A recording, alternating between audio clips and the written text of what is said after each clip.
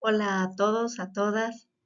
Espero que se encuentren muy, pero muy bien en esta recta final del mes de febrero y en nuestra sexta sesión del curso taller de logoterapia, donde nos hacemos esta pregunta, ¿verdad? ¿Estás deprimido, deprimida o vacío, vacía de vida? En la sesión anterior hablamos acerca de la persona religiosa, no así de la religión, sino del sentido que le da la religión a las personas que deciden de alguna manera abrazar eh, una religión ciertamente, pero concretamente de manera libre, respetuosa, amorosa, deciden sobre todo ser personas religiosas.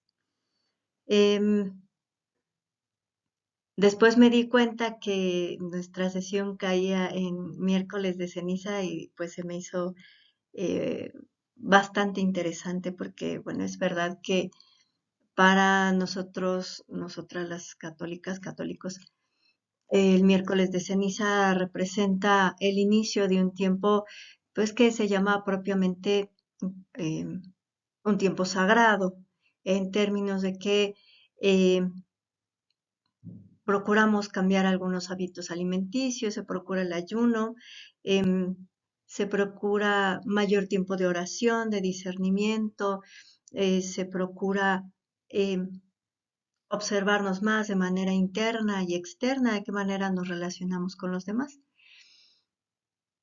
Y todo esto abocado al proyecto que Jesús nos ofreció, que es el reino, ¿no? Eh, Se hablan, bueno, las citas bíblicas que se mencionan en ese momento es cómo va Jesús al desierto. Ya algunos teólogos, teólogas hablan de el desierto como esta oportunidad de precisamente encontrarse con Dios en soledad y de encontrarle sentido a lo que ya será próximamente, bueno, en el postexto de esta cita bíblica, será la vida pública de Jesús. Y creo que pues coincide bastante con lo que hablamos en la sesión anterior. Eh, Jesús es profundamente religioso, conocido como el laico de Dios también, ¿no? Que es una persona que eh, se construye a partir del amor, no de un amor meloso y que solo que es como este estilo hollywoodense o de Disney, sino más bien el estilo de amor de los místicos. Y gracias a él hoy podemos hablar de el 12º nivel de amor que tocaré en esta sesión. Y bueno, traigo a colación precisamente a Jesús de Nazaret porque que además, como lo dije en la sesión anterior, le ha dado sentido a mi vida desde que iba a cumplir 15 años hasta hoy. Pues además de eso, porque pues es el claro ejemplo de dos temas que voy a tocar hoy. Uno que sería el duelo o la tristeza frente a la pérdida de alguien o de algo, y otro la capacidad de amor, la capacidad de resolución en la vida a través del amor. Eh, y bueno, aquí es donde uno la sesión anterior con la presente, porque, bueno, hablando de las personas religiosas, es verdad que eh, a través de una persona, a través de seres humanos concretos, nos conectamos con la divinidad y esa divinidad también, bueno, para nosotros los cristianos tiene un rostro, tiene un nombre, es Jesús de Nazaret. Y este nombre, esta persona, este hombre, pues nos enseñó precisamente a trascender el dolor y a humanizarnos a través del amor. Dicho esto, bueno, ya dejaríamos aparte este tema de la logoterapia y la religión y pasamos a este tema que hoy les invito a reflexionar y que me invito también porque ha sido un gran reto, que es nada menos el título del libro que dejaré al final, como siempre, en la bibliografía. Eh, el título del libro que escribió Elizabeth Lucas. Elizabeth Lucas, una de las principales, si no es que la principal discípula de Víctor Frank, escribe este libro después de la muerte de su hija. En la tristeza pervive el amor. Eh, la invitación a través de esta lectura es que vayamos descubriendo también nuestras propias herramientas espirituales, psicoemocionales, para transformar aquello que nos ha costado trabajo perder, soltar y transformarlo en algo que le dé sentido a nuestra existencia. Ya lo iré trabajando a lo largo de estas 2 sesiones, porque me parece tan importante este tema que sí le quiero dedicar estas 2 sesiones. Entonces, bueno, en la tristeza pervive el amor. Básicamente hablaremos de cómo se presenta la tristeza a través de el duelo, a través del dolor de la pérdida de alguien, ya sea madre, padre, hermanos, amigos, pareja. Viene a inundarnos una profunda tristeza, un profundo dolor al que nunca estaremos preparados. El año pasado, precisamente, acabo de cumplir un año mi mamá de fallecida. El año pasado murió y yo curiosamente estuve hace tiempo en una terapia de tanatología.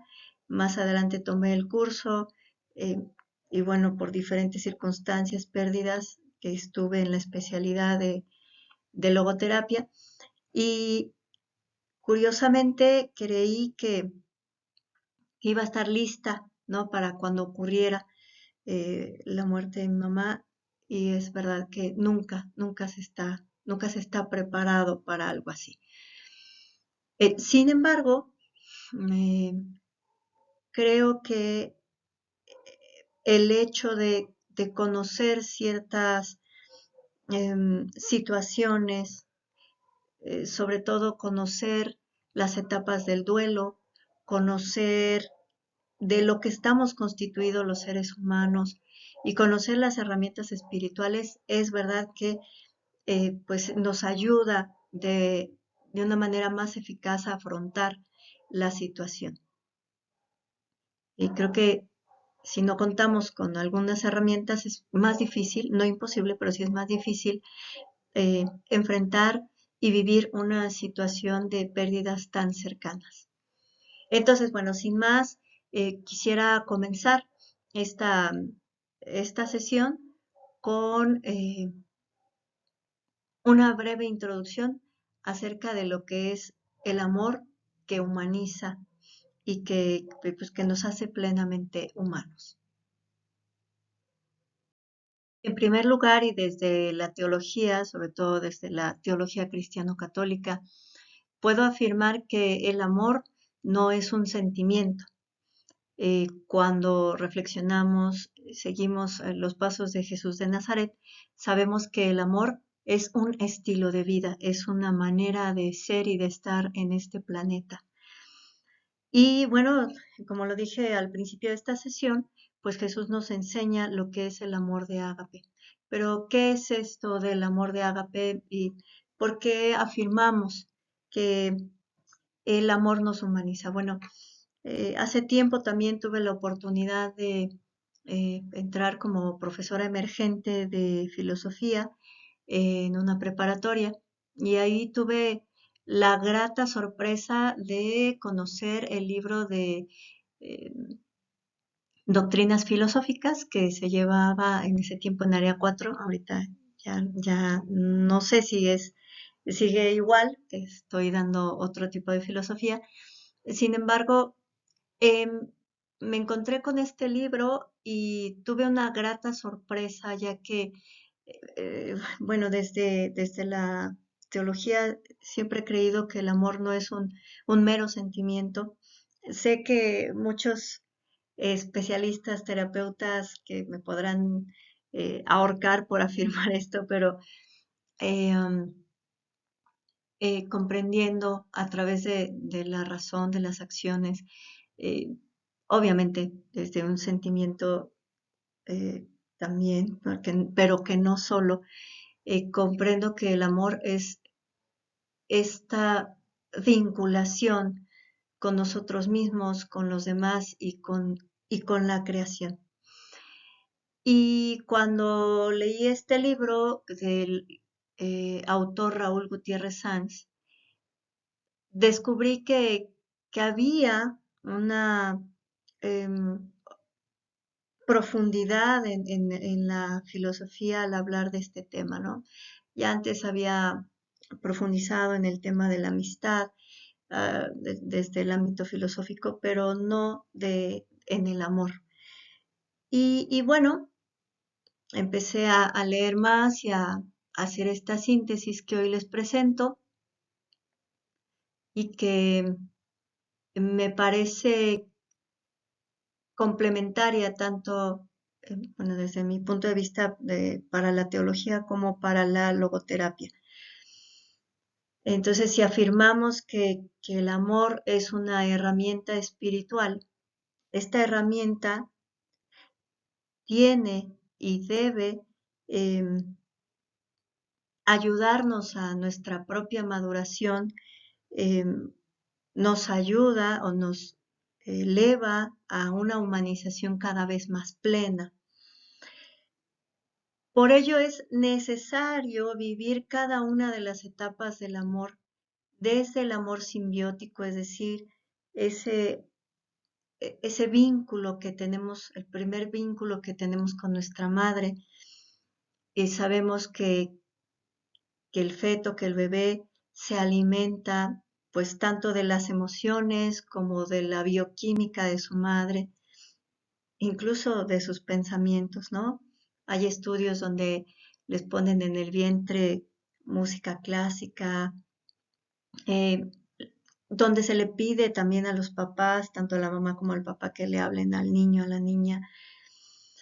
Y bueno, hay un primer amor que es este amor simbiótico, una primera etapa del amor, que es este vínculo madre e hijo, madre e hija, y que es verdaderamente necesario, verdaderamente importante para eh, esta entrada al mundo, al planeta, ¿no? Y una vez que nacemos, que crecemos, nos desarrollamos, es verdad también, eh, puede continuar este amor simbiótico de una manera insana, que se puede buscar a través de una pareja, no solo la compañía, sino la pertenencia, que siempre se busca estar juntos, siempre se busca estar no juntos de una manera sana, sino mm, eh, ya un poquito enfermiza, ¿no? Que ese amor simbiótico en la edad adulta ya no es saludable. Por eso reitero, en una primera etapa es necesario, importante, muy importante. El segundo nivel de amor es el amor interesado o el acto de querer. Se dice que en la primera etapa de nuestra vida sería como la parte más celosa que tenemos los seres humanos, porque eh, nuestra mamá es nuestra y de nadie más. Em, Empezamos a distinguir entre el yo y el otro, empezamos a ver que esa persona que nos alimenta, que nos protege, que nos cuida, que nos limpia, eh, es como algo muy nuestro al que queremos, pero como posesión. Por eso se llama un amor interesado, pues porque es la persona, nuevamente lo reitero, que nos cuida, que nos protege, que nos alimenta, que nos da esta contención, este cobijo, ¿no? Entonces, ese segundo vínculo que se fortalece con mamá, pues es el amor interesado o el acto de querer. El tercer nivel sería la comprensión interior del ser amado. Ya en la segunda etapa de nuestra vida humana podemos um, comprender un poco más las razones de nuestros padres para pedirnos algo, ¿no? Eh, ya empieza esta voluntad del amar y del distinguir entre el amor de mamá, de papá, el amor con los hermanos. Hay un acto más de raciocinio, de voluntad y de deseo de comprensión. Se habla también de esta separación de los afectos, ¿no? Entre padre, madre, hermanos. Comienza también em, este amor especial, este cariño especial por los hermanos, ya se deja un poco atrás los celos. En un cuarto nivel se habla de la empatía o arte de comprender las estructuras del interlocutor. Aquí ya hablamos más de la amistad, ya de un encuentro eh, más hacia los otros, las otras personas fuera de la familia. Y entonces sí empezamos a comprender que hay una diferencia entre el amor intrafamiliar y el amor social, el amor hacia afuera, reitero, hacia los amigos, amigas. Eh, Viene un quinto nivel que es el afecto, espacio emocional hacia el otro. Pueden comenzar como en esta etapa de la secundaria, el sexto de primaria, primero de secundaria, empieza a haber un afecto como mucho más especial, mucho más cercano por otras personas diferentes de la familia. Y si nos damos cuenta es cuando se empiezan a fortalecer mucho más los vínculos de amistad, porque, bueno, claro, ya si se tuvo la fortuna de vivir toda la etapa de la primaria y se comienza la etapa de la secundaria, los vínculos de solidaridad, de amistad, de juegos han sido mucho más fuertes. Es algo que no tuvieron la fortuna de vivir en estos años de aislamiento, incluso de etapa híbrida en las escuelas. Pero bueno, en los momentos en que no había esto, pues se tenía, eh, digamos, esta secuencia. Ahorita está habiendo un pequeño retroceso, ir y venir en estos lazos afectivos, en estos vínculos. Eh, Desgraciadamente sí vimos este fenómeno de rupturas de grupos, mmm, como decimos en las escuelas, de eh, ciertas em, como etapas en que no se pudieron vincular tan fuerte las amistades que se rompieron y que ya no pasaron, por ejemplo, de sexto de primaria a primero de secundaria, porque en vez de que al regresar y volverse a ver se fortalecieran los lazos, se rompieron porque no hubo esa comunicación que pues disfrutamos muchos y muchas eh, en tiempos anteriores, ¿no? O en las generaciones anteriores. Entonces, estas generaciones sí, muchas se fracturaron en la vida escolar y este eh, espacio emocional hacia el otro fue fracturado de una manera importante.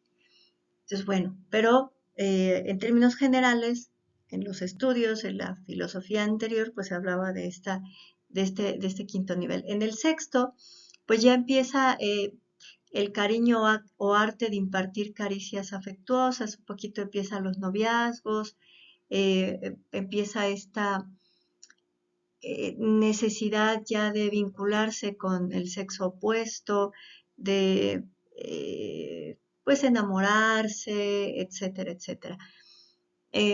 Empiezan a aprender, tal vez un poco de manera torpe, a impartir caricias hacia otras personas diferentes de la familia. Ya aprendieron un poco lo que es exacto las caricias, los apapachos de papá, de mamá, de los hermanos, de los tíos, de las tías. Tal vez ya, no tal vez, sino ya se aprendió en el núcleo familiar un tipo de caricias, un tipo de afectos muy necesarios para la formación de su personalidad y comenzará otro tipo de aprendizaje, de caricias más involucradas al tema sexual. En un séptimo nivel, pues vienen el enamoramiento o idealización del ser amado. Creo que todos y todas en la secundaria tuvimos a esa persona ideal, a esa persona que, que llenaba todas nuestras expectativas y que nos enamoramos, ¿no? De reitero, de la persona, no tanto de, no le poníamos ninguna etiqueta. Este enamoramiento o idealización pues es muy necesaria incluso para la formación adecuada de la bioquímica cerebral y no le vemos ningún error a esa persona. Todos los demás pueden decirle a la chica o al chico, es que no te conviene, es que mira, tiene este defecto y este otro, no te va a ir bien, te va a hacer mucho daño. Sin embargo, pues en esta etapa no se ve más allá de, de esta idealización. Entran muchos factores bioquímicos también, hay un apego por las diferentes sustancias que se desprenden, pero bueno, que es también necesario para que la persona vaya madurando en lo que es el amor y en lo que son sus propias identidades. En el octavo nivel ya vendría el amor sexual, eh, ya no es solamente la cosificación, sino es la comunicación íntima con la pareja. Ya se habla de una vinculación a través de las relaciones sexuales que conllevarán a un compromiso más adelante. Es verdad que cada uno de estos niveles no siempre se viven de la manera más sana, no se viven así como lo estoy diciendo A, B, C, D, algunos se viven al mismo tiempo por algunas personas, dependiendo de su historia, de su familia, de su condición, no solo cultural, sino incluso económica. Sí hay ciertos factores que intervienen. Y no digo que uno sea mejor o peor, no, simplemente que es, eh, no se viven A, B, C, D, sino se viven dependiendo del contexto de la persona. Entonces, bueno, este amor sexual puede venir de la mano del enamoramiento, de la idealización, y puede que la otra persona no se vincule, no se comprometa, y la otra parte sí. Una parte sí lo haga y la otra no. Entonces, bueno, puede ser que una parte sí tenga esa comunicación íntima y la otra no. Entonces, bueno, solo quería hacer esa pequeña observación. En el nivel 9 ya se habla de un amor donde se ejerce la volibilidad o la capacidad volitiva. Ya el ser humano decide que no solo quiere a esa persona, sino que la ama y que desea lo mejor para el otro y para sí mismo, para otra y para sí misma. eh, se empieza a querer lo bueno. Ya empiezan estas distinciones entre, bueno, yo amo a esta persona, no importa que se quede conmigo o no, simplemente quiero que sea feliz y que todo lo bueno le ocurra. Eso ya es un amor más maduro, donde también se ejercita la razón y la voluntad.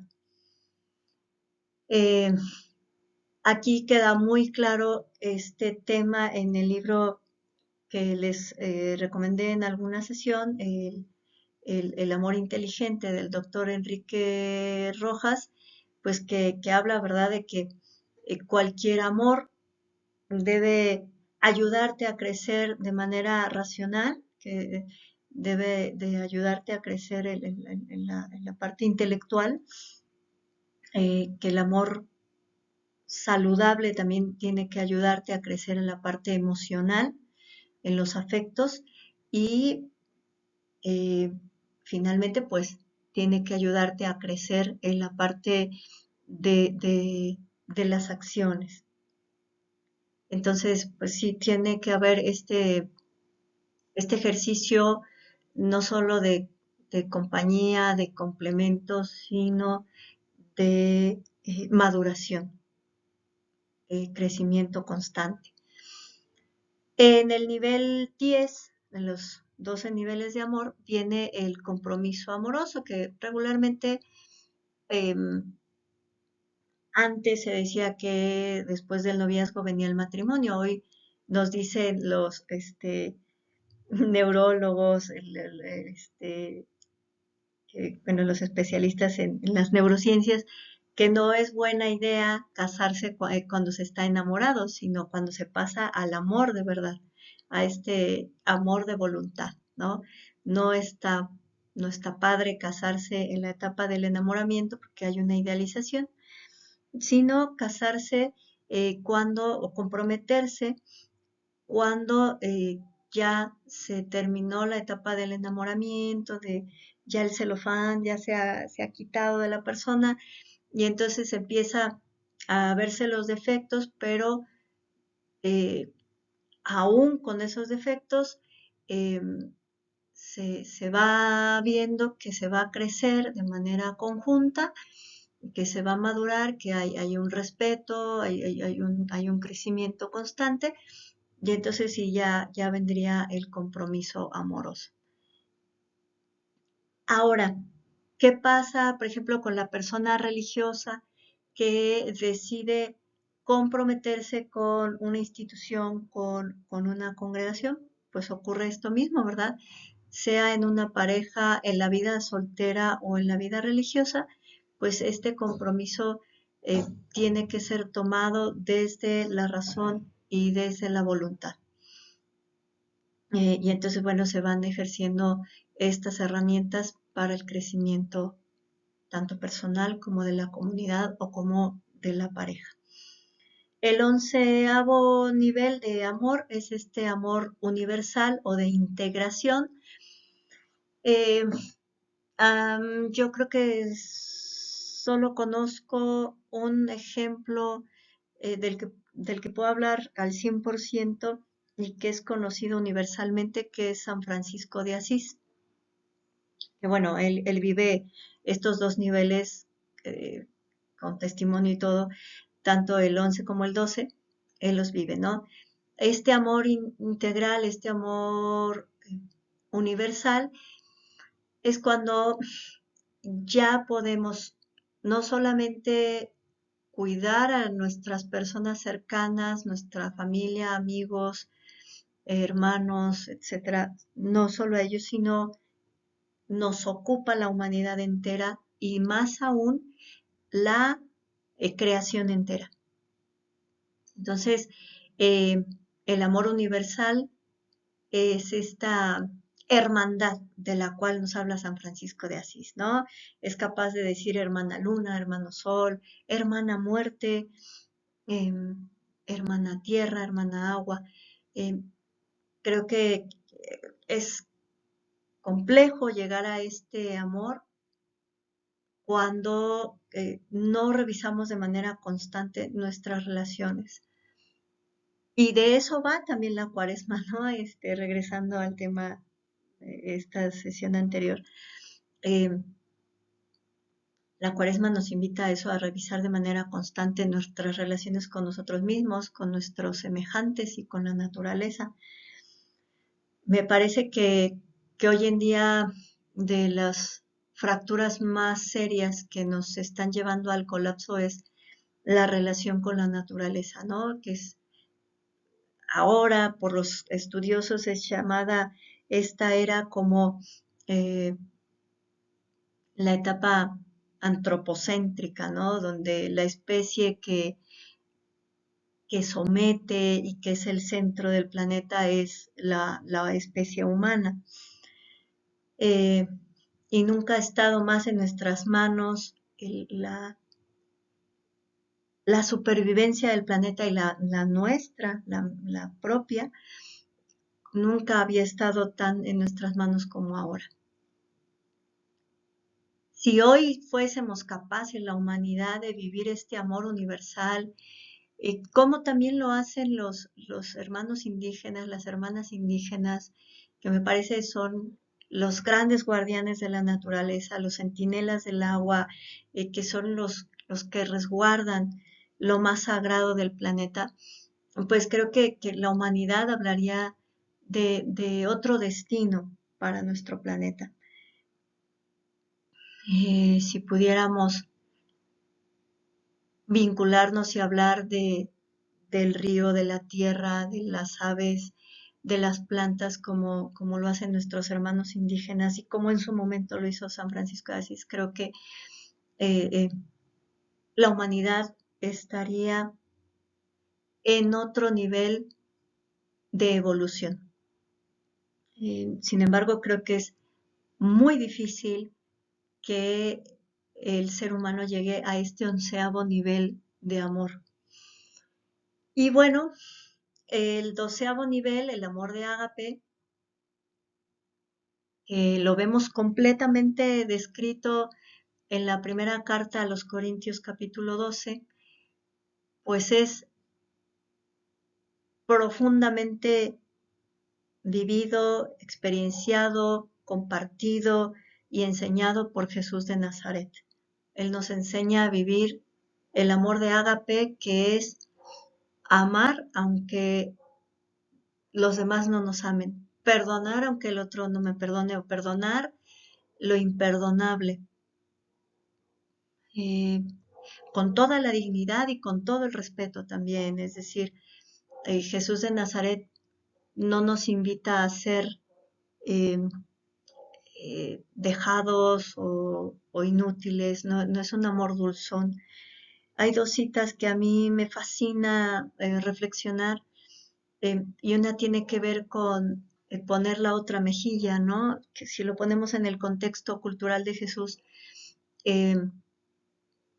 entre iguales se pegaban para retarse con la palma en la mejilla, ¿no?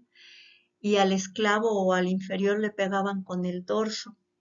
Cuando Jesús dice que pongamos la otra mejilla, está retando a su cultura, que está exigiendo que se vean como iguales.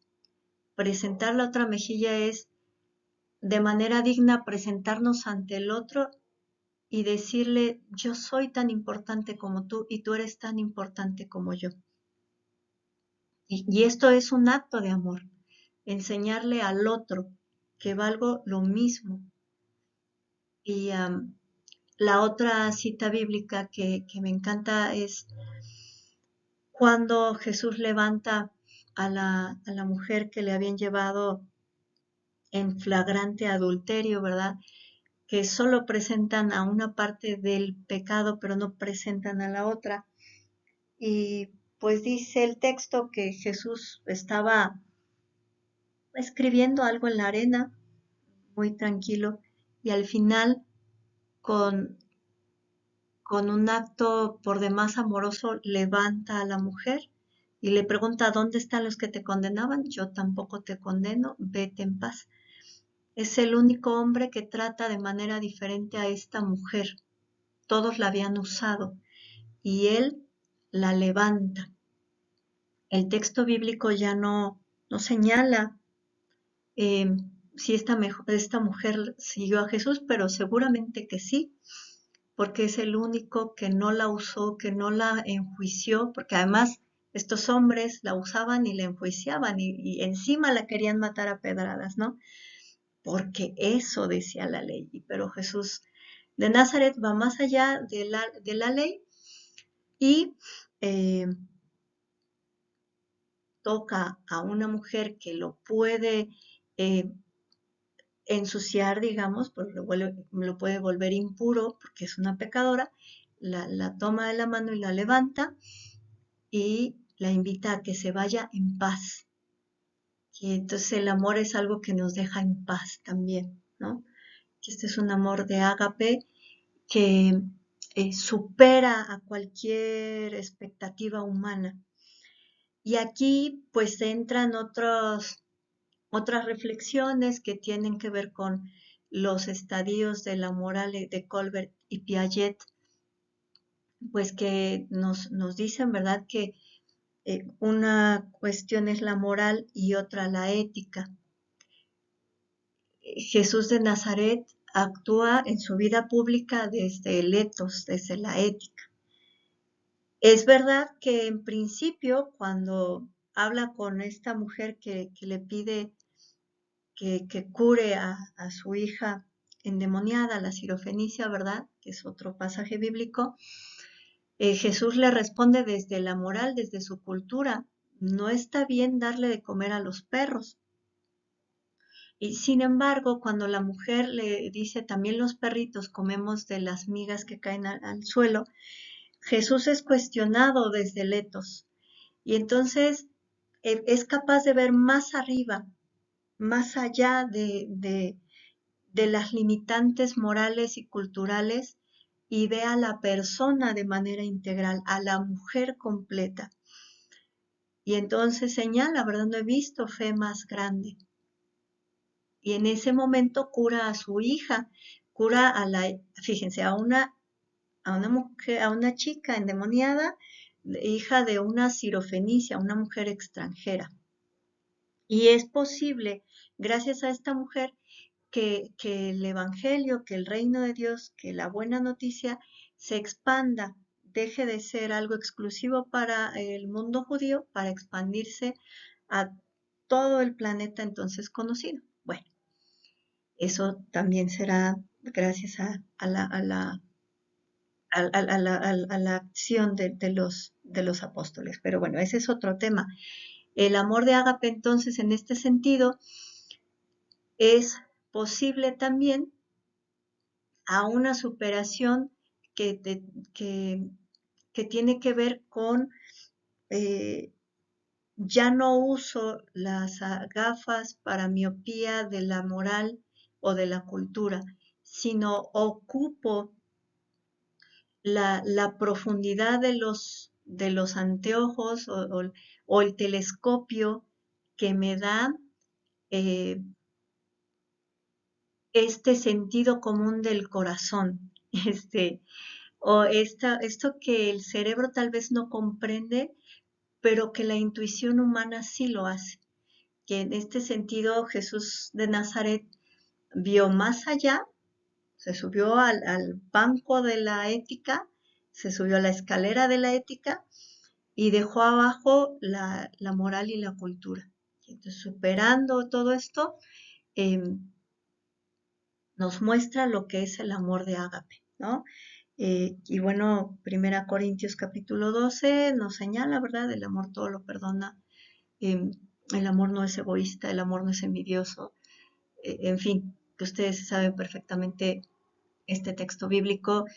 Y bueno, estos serían los 12 niveles de amor que nos humanizan y que pues era necesario que explicara, porque al final del día, cuando nuestros seres amados mueren dejan este planeta, esta parte física,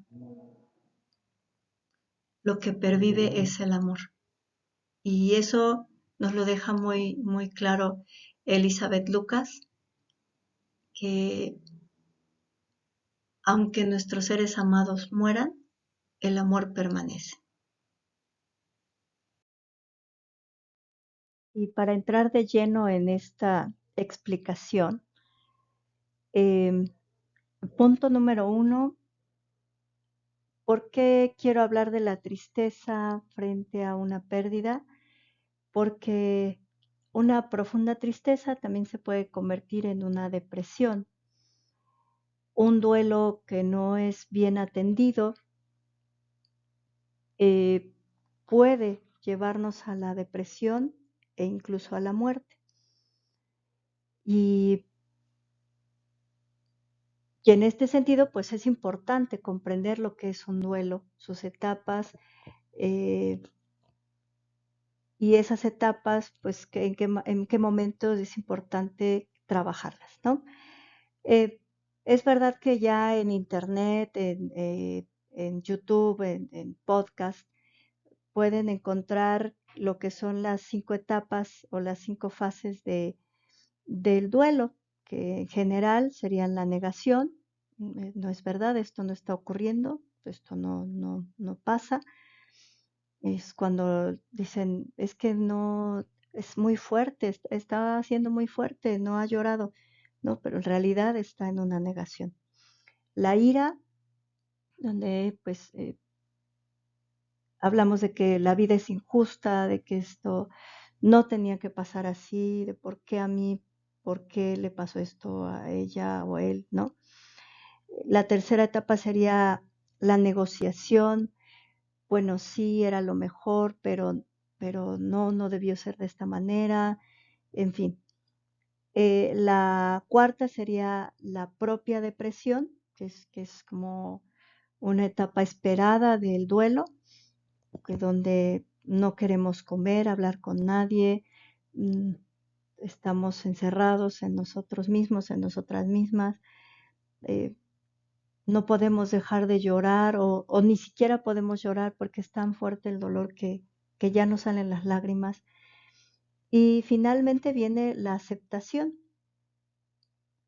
Eh, Dependiendo de la persona, de las características de la personalidad, puede durar entre 3 meses hasta, algunos señalan que 3 años.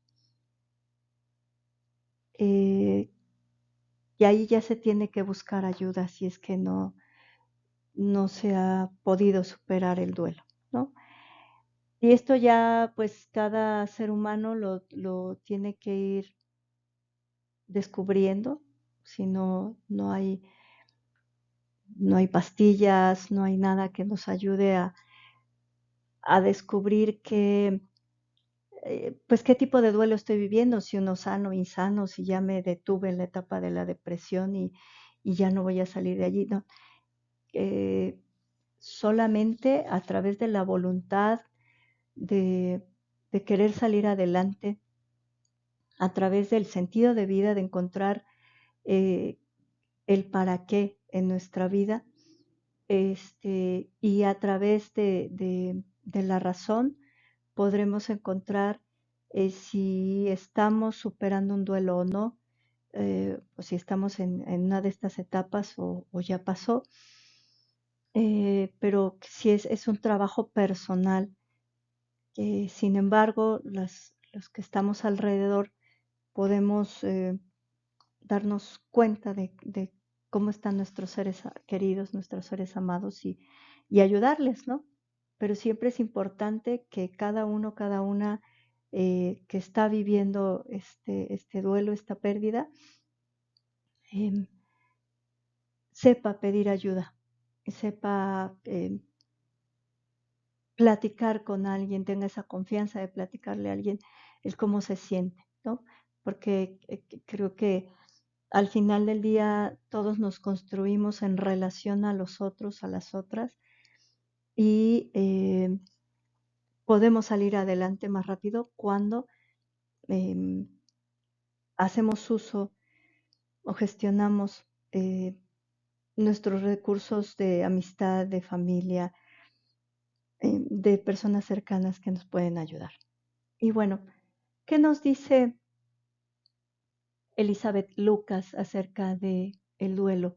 Igual que el amor, Elizabeth Lucas nos dice el duelo es mucho más que un sentimiento. Eh, Ella afirma que el duelo no es única y exclusivamente un sentimiento, ni siquiera un sentimiento miserable, porque precisamente los sentimientos se pueden crear artificialmente utilizando drogas o psicofármacos. También, por ejemplo, se puede estimular eléctricamente determinadas zonas cerebrales y se descubre, se verán en los estudios los sentimientos, ¿no? Los sentimientos se pueden atenuar e incluso suprimir mediante eh, la costumbre, la instrucción militar, la manipulación o también seccionando ciertas fibras nerviosas. Eso desgraciadamente pues sí se ha descubierto en estudios con animalitos, ¿no? Eh, por otro lado, los sentimientos es verdad que son estados interiores pasajeros. Hoy puedo amanecer sumamente feliz por algo que soñé o porque descansé muy bien o porque me dormí pensando que en algo que me pasó muy bueno, ¿no? Entonces, hoy puedo amanecer sumamente feliz. O hoy puedo amanecer por el cansancio, la fatiga, el estrés, enojada, triste o sin ganas, ¿no? Entonces, ciertamente los sentimientos son estos estados interiores pasajeros, pues situados o ajustados a lo que nos ocurre. Em,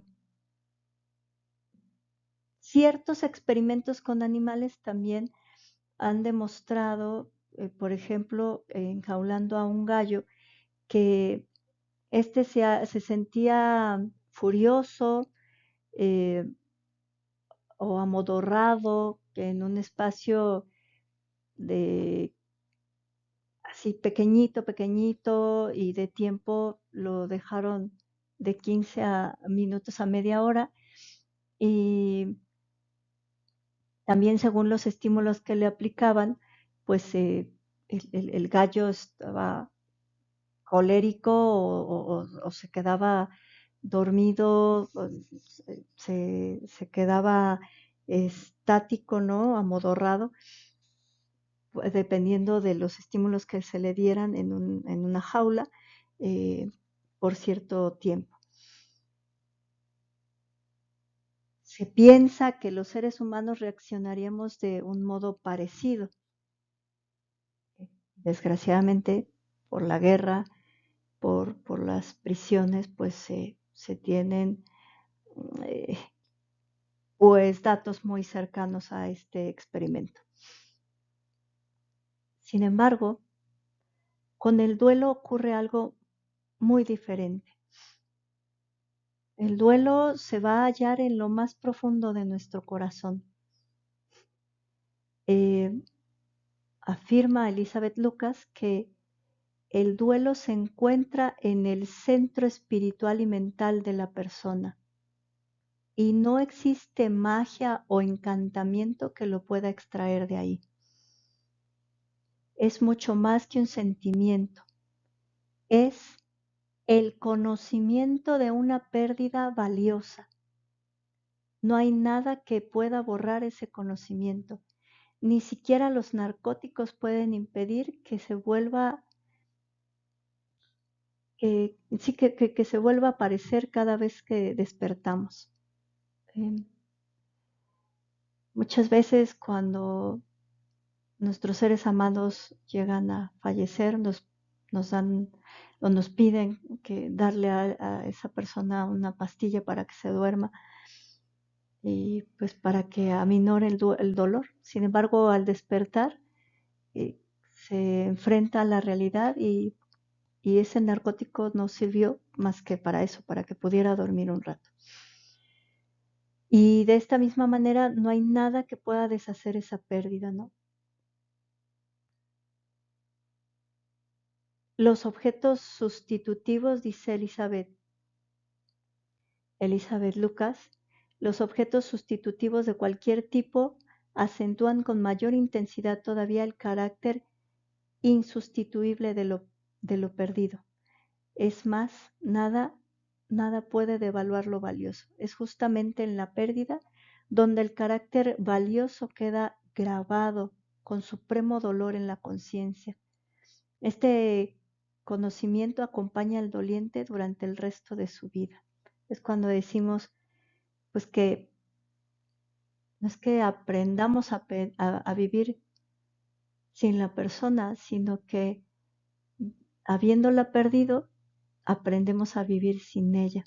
Aprendemos a vivir con el dolor. Y eso es lo que ocurre, ¿no? Eh, por eso el doliente es en muchos aspectos un conocedor singular, porque ese conocimiento ineludible es la pérdida de lo que no va a regresar jamás, ¿no? Y esta pérdida le va a ayudar a dominar su sufrimiento. Es como si se nos abrieran las puertas de la comprensión. Cuando ya las traspasas, cuando las transformas, cuando convives con ese dolor, también se van transformando nuestros sentimientos.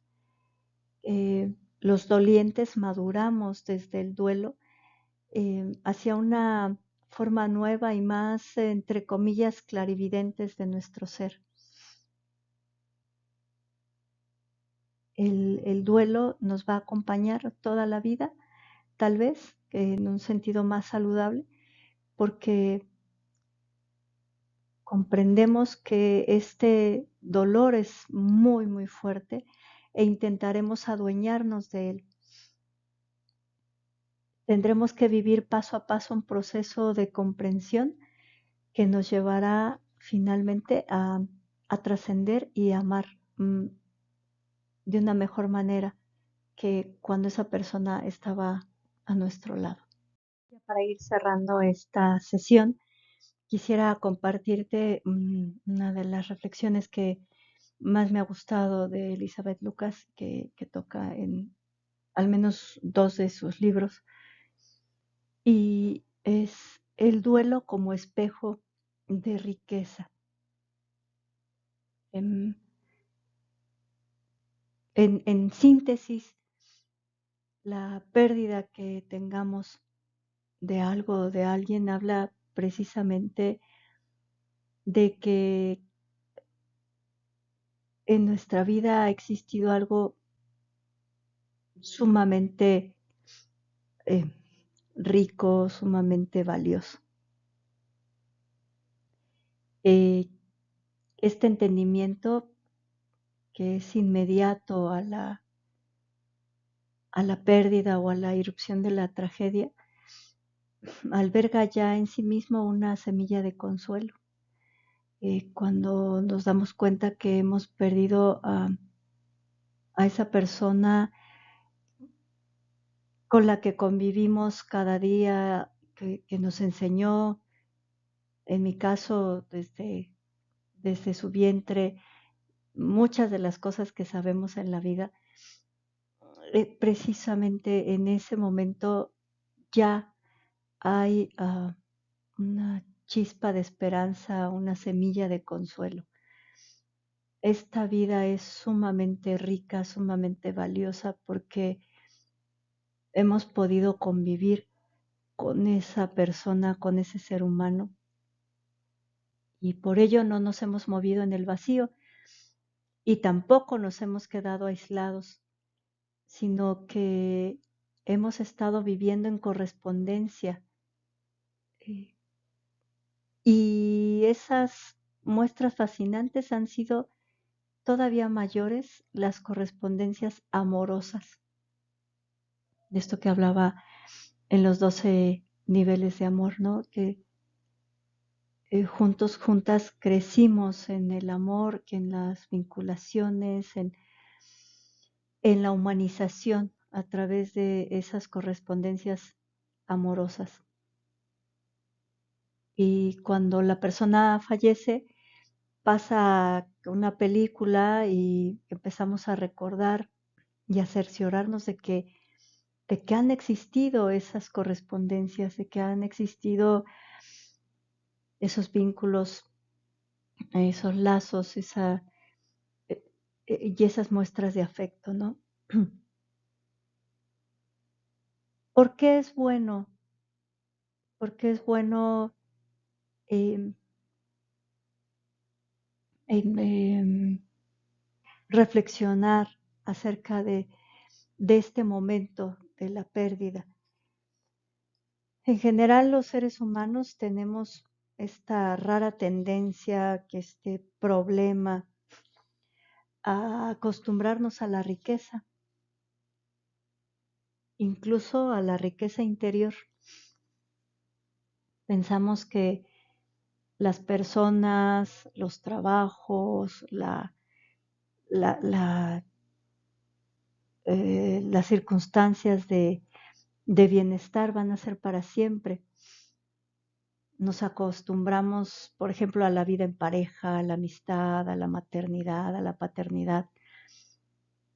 Nos acostumbramos a nuestros amores como si fueran nuestra propiedad y sobre ellas nos ostentamos un derecho, ¿no? Y solo cuando nos despedimos de ellas volvemos a ser conscientes de su singularidad.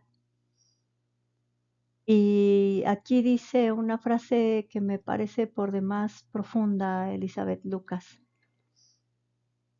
Es entonces cuando el duelo toma el lápiz rojo y corrige todas esas ideas absurdas sobre derechos. Todo es un bien prestado, todo es un regalo. La vida entera es un regalo hasta la muerte. Escribe el duelo sobre nuestras fantasías de propiedad tachadas. Pero recuerda que tú estás entre los obsequiados. Has sido afortunado, afortunada durante años. Y dice el duelo también, yo soy el precio que ahora deberás pagar por ello.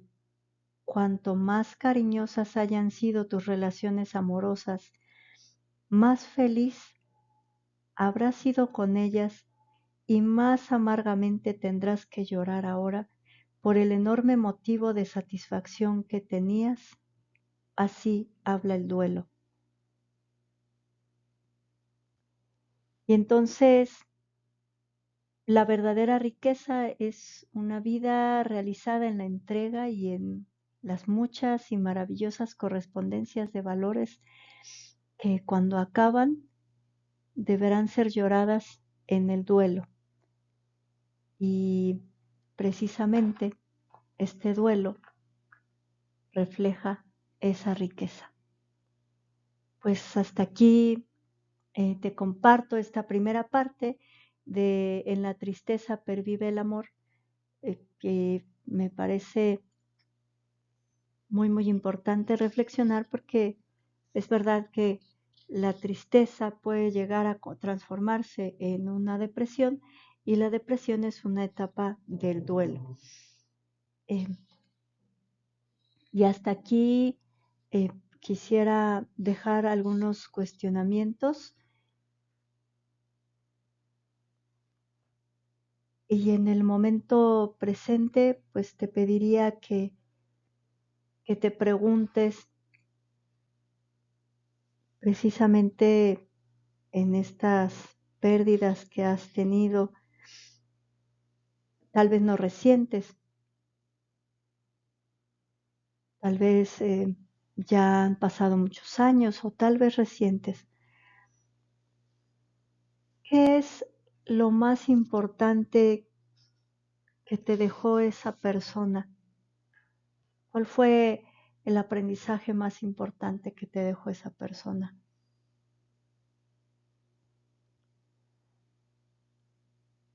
¿Cuál es la fortaleza que has descubierto al ya no tener a esa persona? ¿Te dejó algunas alas? ¿Te dejó algo que tú ahora empleas para mm, sobrevivir sin esa persona? Y no solo sobrevivir, sino para afrontar y, y aprender a vivir con amor ese duelo. Y finalmente, tras la gran pérdida, ¿cuál ha sido tu ganancia? ¿Qué has ganado? Porque eso afirma tanto la tanatología como la logoterapia. Tras toda pérdida hay una ganancia. ¿Qué crees, qué piensas que has ganado al perder eh, a esas personas, a esa persona o ese trabajo, a esa situación? ¿Qué has ganado? Y no puedo dejar de pensar en em, esa canción que cantamos en los coros de la iglesia, ¿no? Hay que morir para vivir. Si el grano de trigo no muere, ¿verdad? Que es algo que aprendemos también en nuestra experiencia cristiano-católica. Pero bueno, hasta aquí dejo la reflexión de esta sesión. Te agradezco como siempre tu paciencia y solo termino con la bibliografía. Como indiqué un poquito al principio, el libro que te recomiendo para esta sesión es En la tristeza pervive el amor de Elizabeth Lucas, editorial Paidós. Me parece que es un libro que ayuda muchísimo a superar esta tristeza profunda que sentimos al perder a un ser querido. Para mí es mi libro de cabecera. Ya lo conocía desde el 2020, sin embargo, tras la muerte de mi mamá ya lo tengo a la mano y la verdad es que es una gran compañía, que es una herramienta por demás importante. Y bueno, sin más, pues te lo recomiendo, te dejo un fuerte, fuerte abrazo y sí, como está en esta imagen, eh, creo y confío en que el duelo es como esta escalera que vamos subiendo para encontrar la luz, para encontrar un nuevo camino, eh, sin tener que dejar a las personas o a la persona en el pasado, sino que nos acompañan siempre y son esa luz que nos ilumina para seguir adelante. Un fuerte abrazo y nos escuchamos, bueno, nos vemos, nos escuchamos próximamente, primeramente Dios.